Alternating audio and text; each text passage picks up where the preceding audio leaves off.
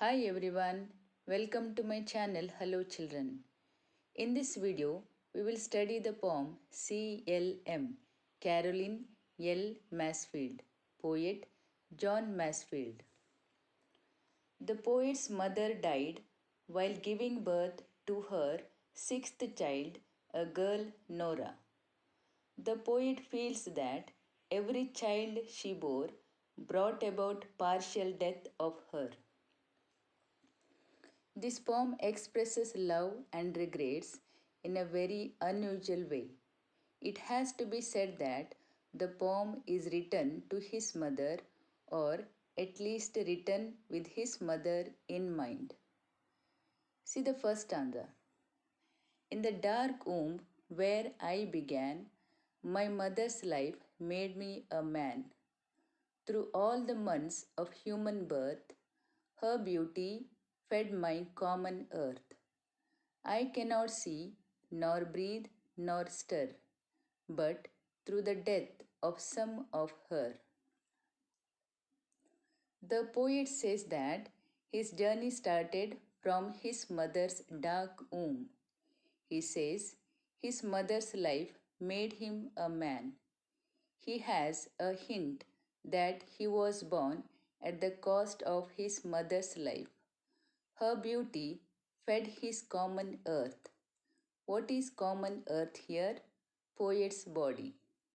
The poet sees himself as common earth on which his mother's beauty was lavished abundantly. The poet could neither see, nor breathe, nor stir, but every moment of his in his mother's womb destroyed a part of her life. Down in the darkness of the grave, she cannot see the life she gave. For all her love, she cannot tell whether I use it ill or well, nor knock at dusty doors to find her beauty dusty in the mind. Poet's mother is dead and buried in a grave. Poet is sad that his mother cannot see him as she is no more. His mother cannot see him grown up and cannot see how her son has lived his life. The poet's memory is fading of his mother in his mind. See the third stanza. If the grave's gates could be undone, she would not know her little son. I am so grown, if we should meet, she would pass by me in the street, unless my soul's face let her see my sense of what she did for me. The poet's mother cannot recognize him even if the grave's gates are opened, because her little son has grown physically. The poet also tells that he has grown so unworthy of all her sacrifice that she would not be able to recognize him. This stanza turns to the idea that even if death could be undone and his mother would be reincarnated, it would be of no use because they would not recognize each other. What have I done to keep in mind my debt to her and womankind? What woman's happier life repays her for those months of wretched days? For all my mouthless body leeched, ere birth's releasing hell was reached? In this stanza, the whole poem takes an unusual turn for the poet. He thinks that he is in debt to his mother and all womankind for the suffering they need to undergo when bearing the child and when in labor. What is compared to leech here?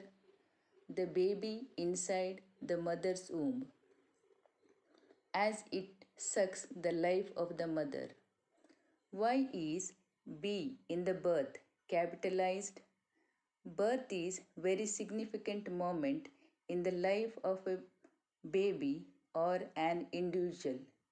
It has to come out of a warm, protective cave into a cold, harsh world.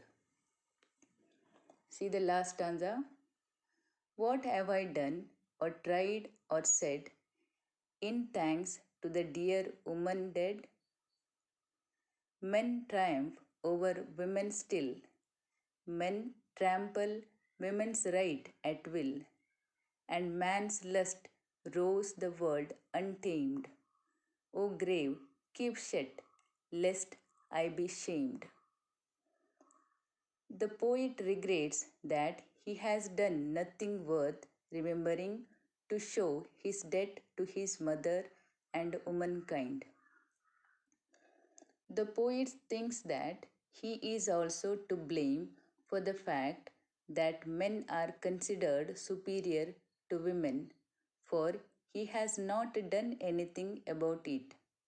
He expresses concern over the inequality of sexes and man's lust for power over women.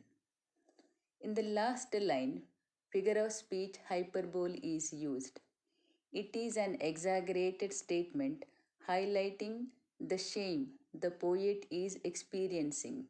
Sure, a grave will not open and his mother will not come to life to put him to shame.